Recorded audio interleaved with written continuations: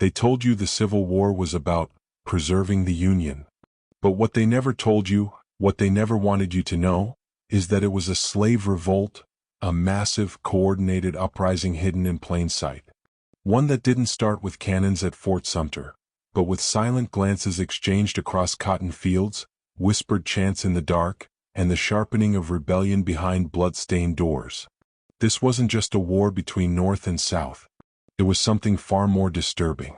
It was the reckoning of millions who had been buried alive in chains, rising not just to escape, but to burn the very structure of power that created them. You were taught to view enslaved people as bystanders, liberated by Union armies. But that's a lie. The truth? The enslaved liberated themselves. They spied. They poisoned. They fled. They fought. They sabotaged entire economies from within.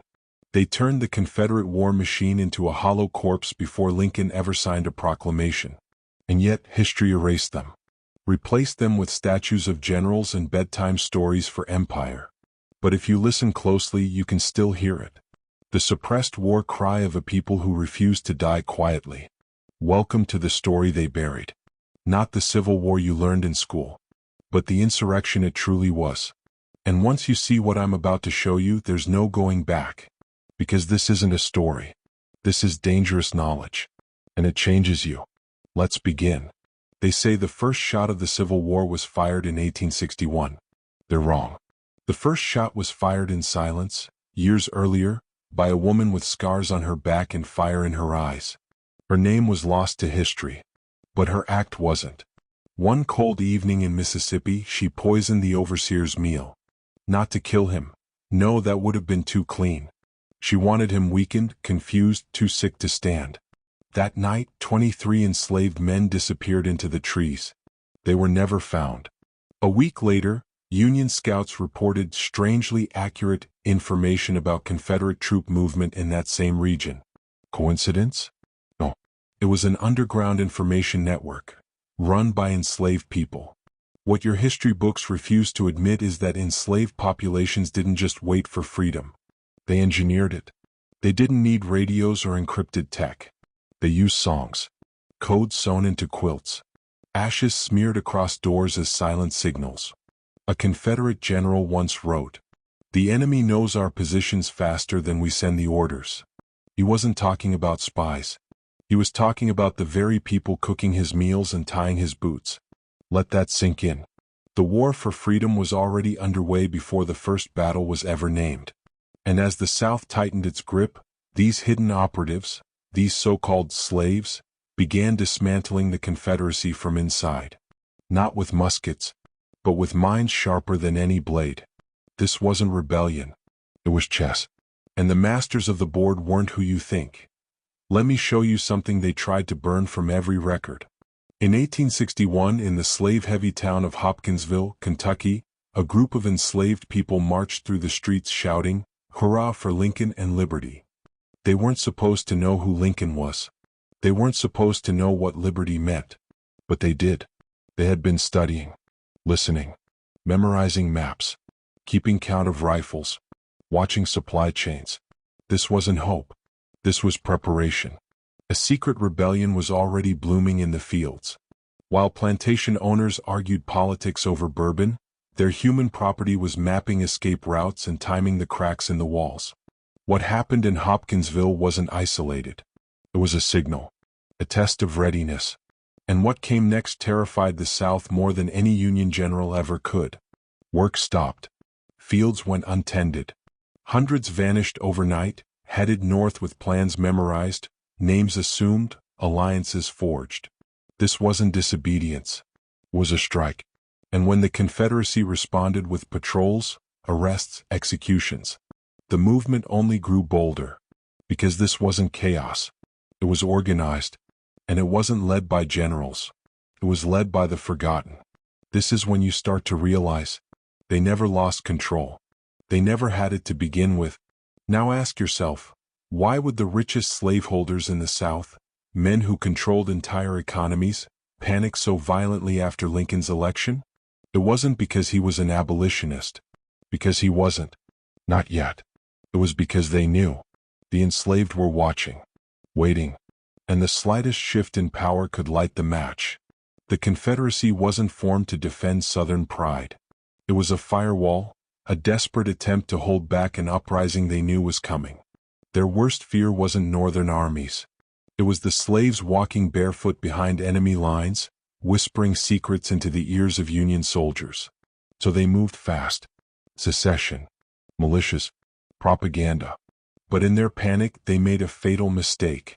They left their homes, their plantations, underdefended. And that's when it happened. Thousands of enslaved men and women rose like a storm. They refused to work. They burned crops. They walked off into the night and never returned. One Southern colonel wrote, "The Negroes act as though the war is theirs." He was right, because it was. But the revolt wasn't just in fields and homes. It bled into the very structure of war itself.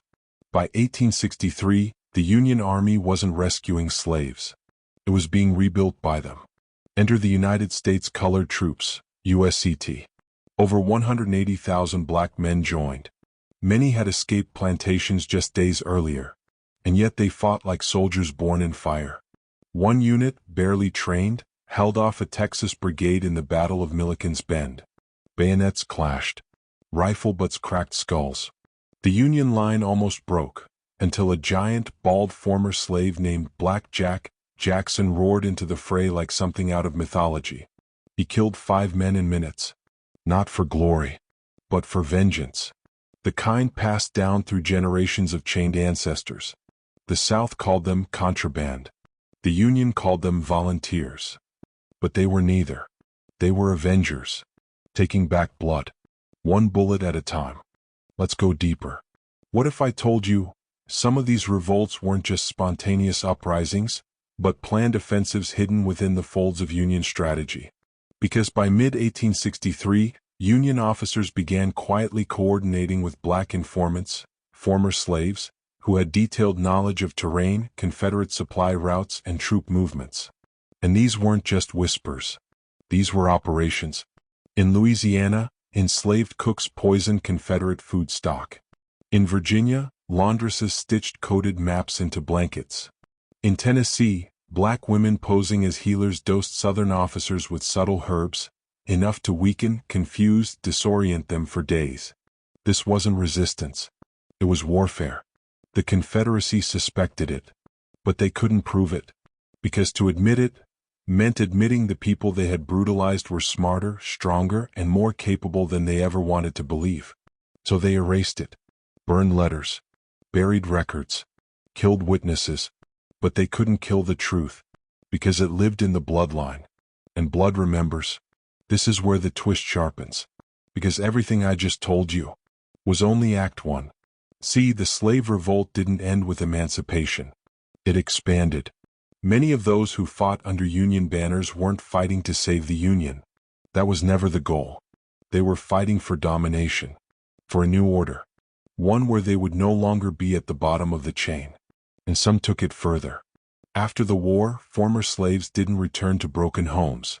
They formed intelligence networks, secret fraternities, even underground militias. Some infiltrated Southern law enforcement. Others vanished into politics under new names. A few disappeared entirely, leaving behind symbols, markings, and stories too strange to be coincidence. The war didn't end. It mutated. And now, its descendants walk among us. You just don't see them. Yet. They called it peace when the war ended in 1865. But ask the ones who had bled for it, the ones who rose from cotton fields with bayonets in their hands and scars in their hearts, and they'll tell you the truth. Peace was a lie. What really happened was recalibration. The system didn't die. It evolved. The same minds that engineered slavery now created new tools. Laws, debt, chains made of paper, and politics instead of iron. And at the center of it, a sinister silence. Black veterans, men who had fought, killed, and bled for a government that barely acknowledged their existence, were now told to return to fields and serve the very men they had defeated. But some refused. Some vanished. Some went underground. In the shadows of broken cities and burnt plantations, they built what can only be described as proto-cells. Self-defense groups. Spiritual lodges. intelligence rings. And yes, something darker. Something ancient. A rumor spread like wildfire across Louisiana in the winter of 1866 that a group of formerly enslaved soldiers had raided an old Confederate weapons cache and were preparing a second war. The government dismissed it as hysteria. But local sheriffs? They were terrified, because their deputies were disappearing. Not during raids. Not in gunfights. Just vanishing. One by one. What wasn't reported was the note left at one of the sheriff's homes, written in code. It simply read, "We remember." In one case, a man was found alive 3 days later, barefoot in the swamp, his face hollow and eyes glassy. He would not speak again.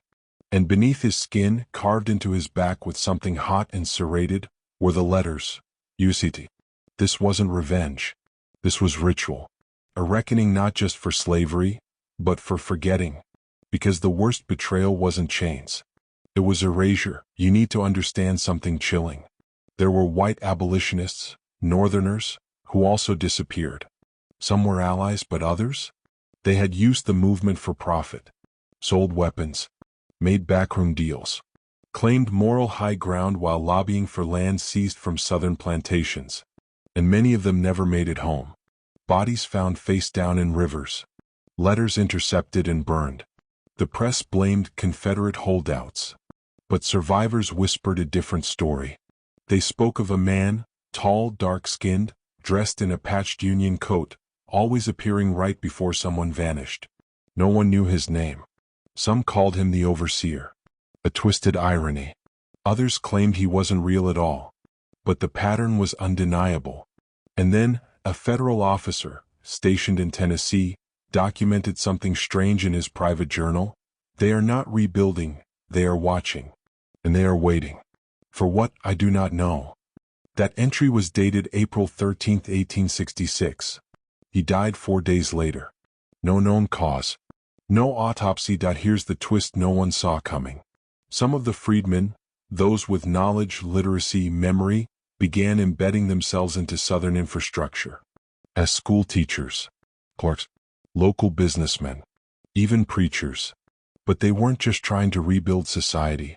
They were studying it, rewiring it. In Charleston, a small school operated by a formerly enslaved Union soldier was actually a front for intelligence training. Not military, social. They trained children in how to read behavior, detect lies, analyze power dynamics. By age 12, some of these kids could recite state constitutions and quote the writings of Thomas Paine, Frederick Douglass, and Cicero from memory. And when these children grew up, they didn't just stay in Charleston. They spread. Some north, some west. A few joined the Freedmen's Bureau. Others became lawyers. But some? They disappeared completely and re-emerged with names no longer traceable. What they carried wasn't just knowledge. It was intent. A mission not of revenge, but replacement. In 1871, a Union veteran named Elias Hart filed a complaint with the Department of War. He claimed that a shadow group was operating within former Confederate territories, made up of former USCT soldiers and black civilians who refused to disband after the war. He accused them of infiltrating local government, sabotaging pro-slavery businesses, and running military-grade drills in abandoned barns. The complaint was buried. But Hart wasn't done. He wrote to newspapers, preached on street corners, warned of a Black Legion rising beneath the surface of Reconstruction. He was laughed off, labeled mad. Then his house burned to the ground with his children inside. He survived, barely, and moved west. In 1903, at age 74, he gave a final interview in a Denver paper. His last words on record, "It wasn't a war. It was an awakening. And they're still awake." A month later, his throat was cut in an alley. No arrest. No suspects. Only a single word scrawled in the dirt beside his body, "Revolt." They've tried to scrub these stories out of existence. Dismiss them as myth. Blame them on racism or delusion. But sometimes the lies they use to cover up the truth leave gaps. And inside those gaps, we find the fragments. The files that slipped through, the diaries forgotten in basements, the oral histories passed down in hushed tones at family gatherings. In Georgia, A woman claimed her great-grandfather had hidden coded messages inside hymnals during Reconstruction. In Arkansas, a hunter stumbled upon a sealed chest buried beneath an oak tree. Inside, a rusted revolver, military medals engraved with names history never recorded, and a bundle of pages written in symbols no one could decipher. In Chicago, a retired librarian confessed on her deathbed that she had protected a collection of banned Civil War-era manuscripts stored secretly in the back of the city archives. Documents, she said, would burn the American story down if ever read aloud. They were never found. Or, perhaps they were, and someone made sure we'd never see them. Let me ask you something now. Not as a storyteller, but as someone handing you a key you can never unhold. What if this revolt, this uprising of enslaved people, was not just historical, but spiritual? What if it wasn't just a war for freedom, but a curse unfulfilled? Because think about it. What happens when you trap a people for centuries, rip their names, their gods, their languages, then expect the rage to end after one war, one signature, one amendment? No. Rage like that sinks into soil. It festers in bloodlines. It waits. And some say it speaks. Through dreams. Through visions. Through symbols passed like secret prayers. The revolt didn't end in 1865. It shifted realms. Now look around. The wealth gap. The prisons. The propaganda. The control systems. You think that's coincidence? Or do you feel it too? That sense that something unfinished is pulsing just beneath the surface? If you felt it, say it in the comments now. I remember. I remember. Say it twice. Out loud. To lock it in. Because from here on out, you're no longer just a viewer. You're part of the remembering. After the war, while Reconstruction struggled under weightless promises and broken policies, something else was reconstructing too. Quietly. Deliberately. Beneath the floorboards of churches. Inside forgotten cotton mills. In taverns where the lamps never stayed lit for long. A movement, rooted in old pain and new knowledge, began assembling. This wasn't a rebellion anymore. It was a design. Former USCT officers with military discipline. Educated free black men with strategic minds. Women with healing knowledge and coded networks that had survived for generations. They formed what was whispered only as the Second Choir. The term meant nothing on paper. But in circles where secrets breathed, it meant everything. They weren't just preserving history. They were planting it, like seeds in hostile ground. Their plan wasn't war. It was infiltration. One position, one voice, one vote at a time. You wouldn't know them by name. But they were there, in courtrooms, press offices, even inside union veteran groups. The Second Choir didn't sing. It listened. And it waited. By 1880, an unsettling pattern emerged. Every politician who publicly mocked the contributions of black soldiers met strange ends. Illnesses that progressed in days. Accidents in homes with no stairs. One man was found drowned in his own well, despite living alone and keeping it sealed. But more chilling were the letters. Dozens of anonymous envelopes sent to state houses and law offices. Each contained a handwritten note and a single item, an old Union military button. The message varied. You will forget nothing. We buried the body but not the cause. They're watching from the roots. All were signed, JJ. Who was JJ? A code name? A ghost? Or the last living commander of a secret army? Whatever it was, the letters stopped in 1895, coinciding with the mysterious burning of 3 courthouses across the South in 1 week. Coincidence? The records lost that week included testimony about war pensions, land claims, and the burial locations of certain black regiments. All gone. Like they never existed. But they did. There's a church in Virginia. No name, no cross, just an old stone rectangle surrounded by pines. Locals call it the listening place. No one preaches there. No one maintains it. But fresh footprints are found in the dust every week. Inside is a single wooden bench. Behind it, etched into the wall in darkened rust, every empire forgets. Ours remembers. Local authorities have tried to demolish the structure 4 times. Every time the equipment fails. Bulldozers stop working. Workers fall sick. Once a man went blind. Since then the county leaves it alone. But historians who've entered the church carefully report something else. Deep under the stone, under a rotting trapdoor, is a vault, locked tight, guarded by carvings in Yoruba, Latin, and an unknown script. Inside, it's rumored, lies not gold, but documents. Names, maps, plans. The revolt wasn't erased. It was archived. And someone made damn sure it couldn't be destroyed, only delayed. Let's step back. All this, these stories, disappearances, vaults, whispers, they sound like fiction. That's the comfort the system feeds you. That the truth is always less dramatic than the lie. But ask yourself, what's more likely? That 4 million people endured centuries of bondage and simply vanished into forgettable history after a single war? Or that some of them, burned by trauma, sharpened by suffering, became something else? Something strategic. Something dangerous. Revolts don't end when you write them out of textbooks. They end when the blood forgets. And this blood hasn't. Think about it. How else do you explain the surge of coded language in old gospel hymns? The almost military structure of certain black fraternities and churches? The secrecy. The discipline. The way pain became practice. Look closer. You'll see it. It's not just survival. It's counter-control. Not chaos, but order forged through fire. And order tends to rise again.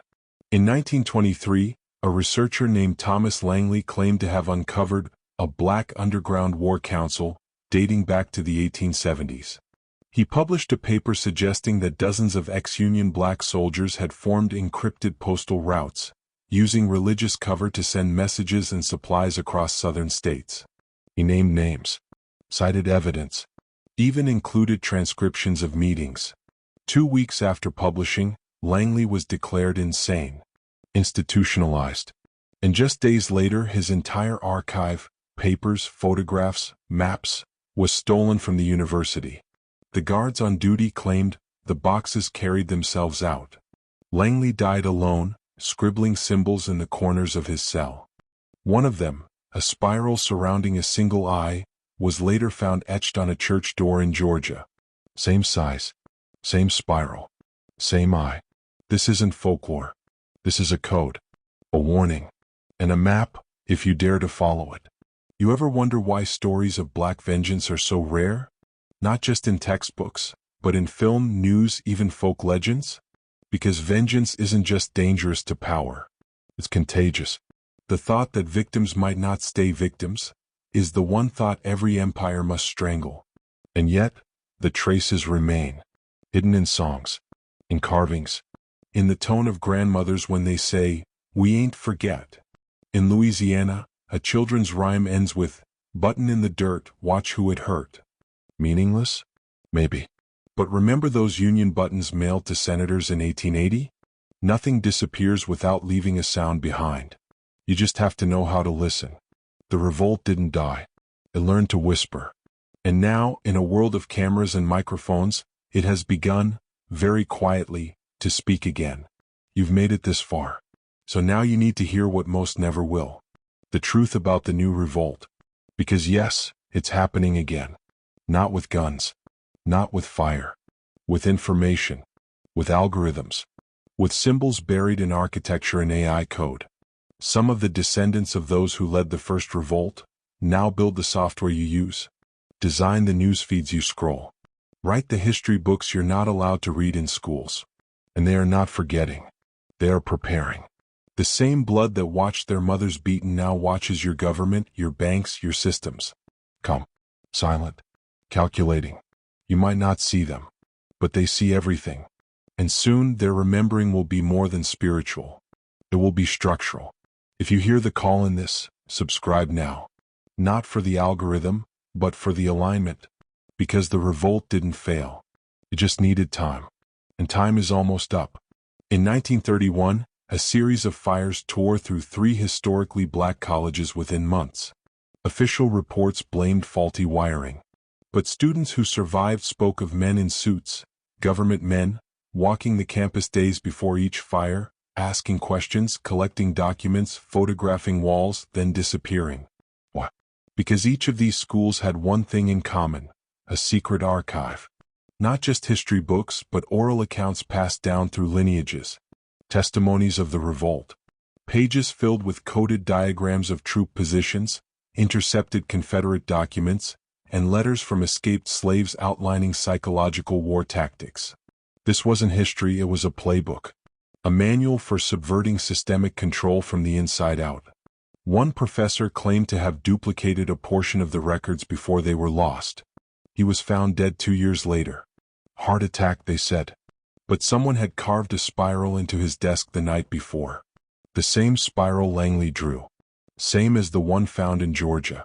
What was in those documents? That's the question they've killed to erase. Which means the answer is probably everything.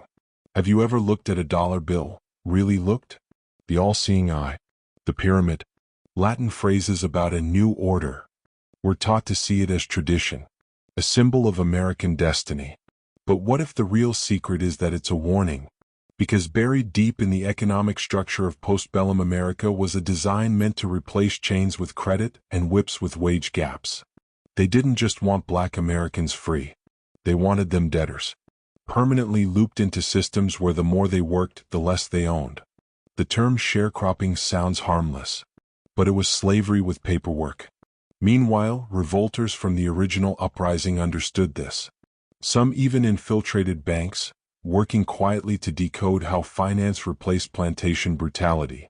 In 1947, a woman named Zora Jones, a quiet accountant in New Orleans, was caught distributing financial resistance manuals. They outlined how to escape debt traps, use cooperative economics, and shield assets from racist institutions. She vanished in custody. Her writings resurfaced in Oakland during the rise of the Black Panthers. The Black Panther Party is often remembered as radical, militant, extreme. But that's because they struck at the system's softest underbelly, memory. What they did, armed patrols, free schools, food programs, was not invention. It was resurrection. Echoes of strategies born during the Civil War revolt. Even the Panthers' 10-point program mirrors handwritten manifestos recovered from USCT commanders in 1864. It wasn't coincidence. It was continuation. And when the FBI labeled them a domestic threat, that wasn't about violence. That was about narrative. The revolt was becoming visible again. So the state did what it always does: discredit, infiltrate, dismantle. But one internal memo from CINDLPRO, the FBI's secret war on black resistance, slipped out. It said, "We must prevent the rise of a messiah who could unify and electrify the militant black nationalist movement." But what if the messiah wasn't a man? What if it was an idea, a collective memory waking up in millions? You can jail people.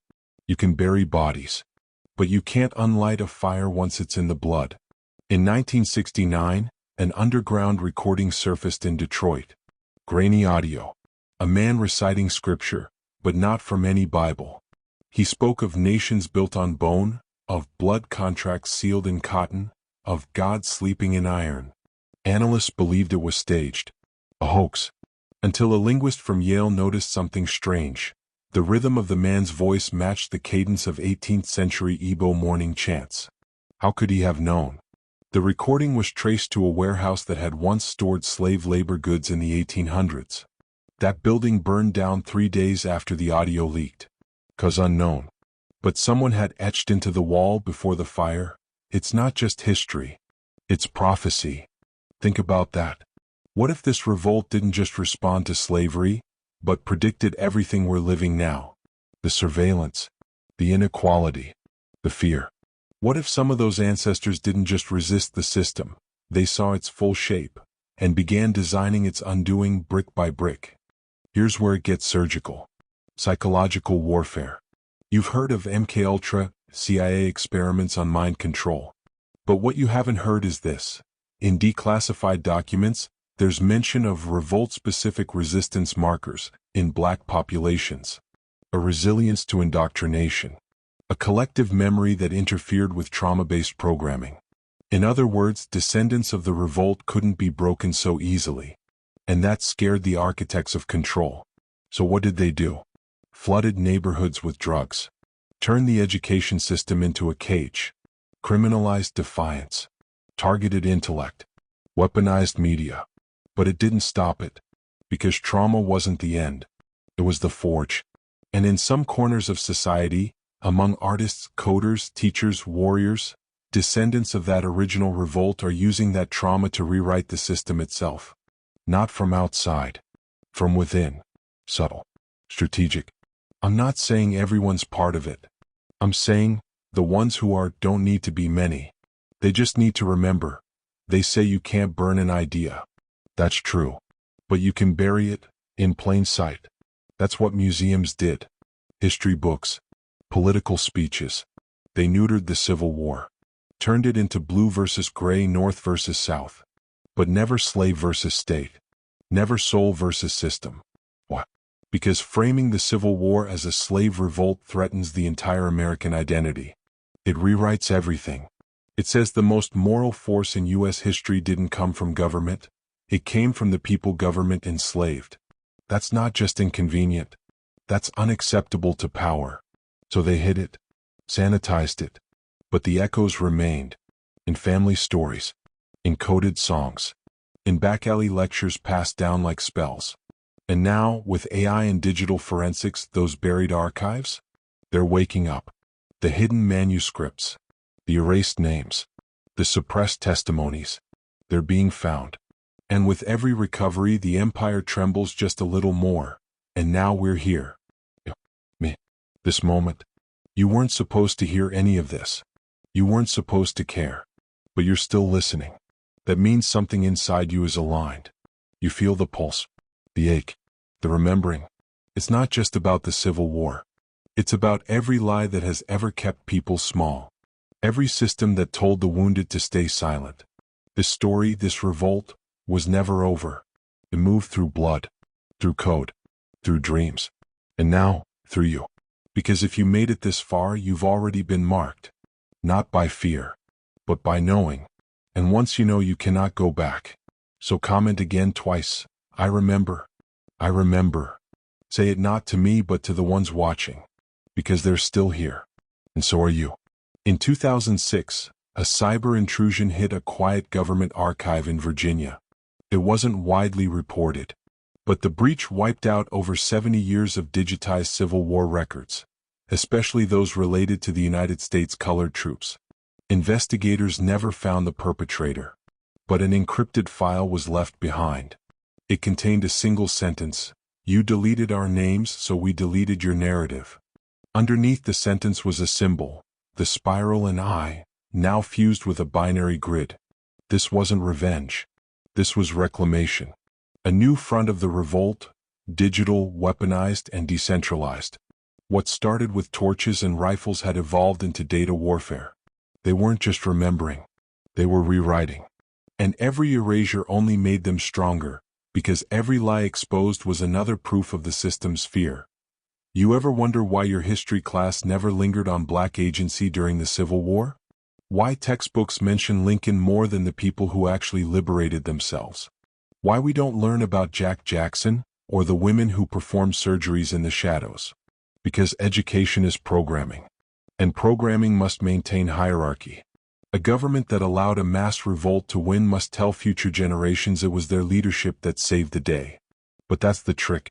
The same government that watched slavery collapse under the weight of revolt would rather die than admit it was powerless to stop it. So they turned the revolt into a footnote, into silence, into a void. But here's the secret: revolts that live in silence don't die.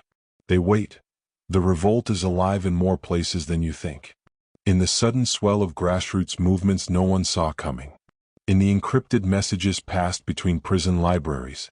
In the strange overlap between ancient African war chants and modern rhythm patterns in trap music. These aren't coincidences. They're frequencies. Survival frequencies. One signal vibrating across centuries, carried in voice, code, and culture. And as surveillance systems become more advanced, the revolt adapts. It hides inside irony. It cloaks itself in memes. It weaponizes narrative. While they feed you content, we feed you contact. In this video, it isn't just content. It's a key. Now you're starting to unlock the pattern. You're seeing the revolt everywhere, because it's seeing you. Ever hear of the Black Gardeners of Alabama? No, that's the point. They were a secret order formed during Reconstruction, using botany as cover. But behind those gardens were covert meetings, signal fires, resistance training. Their records vanished. But one document surfaced in 2019 during a real estate excavation, a leather-bound ledger. Inside, names, dates, ciphers, and a chilling phrase inked in blood. The seed was never cotton. It was memory. You think these were just farmers? No, these were tacticians, guerrilla historians. Every rose bush was a message. Every sunflower, a map. They weren't just resisting slavery. They were preserving the truth, in roots, in leaves, in soil. You can burn books, but you can't burn what grows from blood-soaked ground. Now let's talk law. Legal slavery in America didn't end in 1865. Read the 13th Amendment closely. Except as punishment for a crime, there it is. The loophole. The plantation rebranded as a prison. The overseer replaced by a warden. And the revolt saw it coming. Former USCT veterans tried to warn black communities. Some founded early defense leagues, paramilitary legal aid groups who trained their children not just in farming or reading, but in jurisprudence. Why? Because they knew the next battleground wouldn't be fields or railroads. It would be courtrooms, penalties, language, legality. So they adapted. And to this day their descendants still walk among us. Lawyers, judges, organizers. The revolt put on a suit. And it's been waiting for the next clause to collapse. By now you've probably noticed something. The deeper this story goes, the less it feels like history, and the more it feels like destiny. Like this was always meant to reach you. Maybe you thought you were just browsing YouTube. But what if this moment was the result of centuries of resistance calling your blood home? Because if you're still here, still watching, you're not just curious. You're chosen. Not by magic. By memory. By the weight of what you now carry. Some videos give you entertainment. This one gave you responsibility. So take a breath. And realize you're now part of the revolt's next chapter. They will call this conspiracy. Of course they will. That's the defense mechanism of every crumbling empire. To label truth as madness. To laugh at the idea that revolts could last for centuries. But they weren't laughing in 1865, when plantations were collapsing. Or in 1969, when neighborhoods turned into war zones. Or in 2020, when protests echoed the same cries heard in 1863, freedom or fire. This isn't conspiracy. This is continuity. The only real conspiracy is that they convinced you it ended. It didn't. It evolved. It adapted. And now it's waking up in millions of minds. The revolt isn't coming. The revolt is here. In old Igbo myth, there's a tale of a serpent that could stretch across generations. It never died. It just shed its skin. That's what this is. The revolt is the serpent. It changed form, from chains to bullets to ballots to bandwidth. But at its core it's the same, a strike against silence. A war for remembrance. Every time a new generation forgets, the serpent sleeps. But every time one person remembers, it wakes again. And you? You've remembered more than most ever will. Which means you've already started to shed your skin too. Here's the last forbidden truth they never wanted you to hear. The Civil War didn't end in 1865. It paused. It mutated. The revolt, our revolt, simply changed front lines.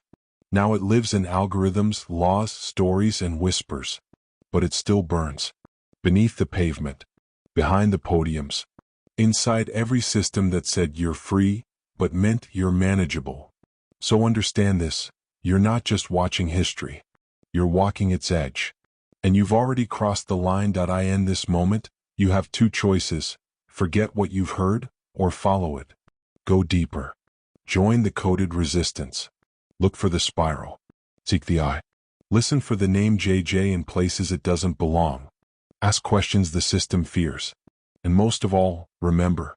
Not for clicks. Not for culture. For clarity. Because the clearest thing you now see is that history is not behind us. It's inside us. Before we end, a word to the watchers. The ones who've listened quietly. Who know this script will be flagged. Who may already be moving to suppress it. We see you. We've always seen you. And the more you push to bury this revolt, the more visible it becomes. You don't fear violence. You fear awareness. You fear a generation of people who can trace their power back to fire, not permission. And that's what this story just did. You didn't bury the revolt. You fed it. This was never just a story. This was an initiation. You've heard the chants in the static, seen the patterns in the silence. Now you understand, the Civil War was a slave revolt. Not a war between states. A war between truth and control. Between the enslaved and the empire. Between memory and manipulation. And it never ended. It only waited for you. So subscribe, not for the algorithm but to declare, you remember. And say it again for the world to hear. I remember. I remember. Because once you do, they can't erase you.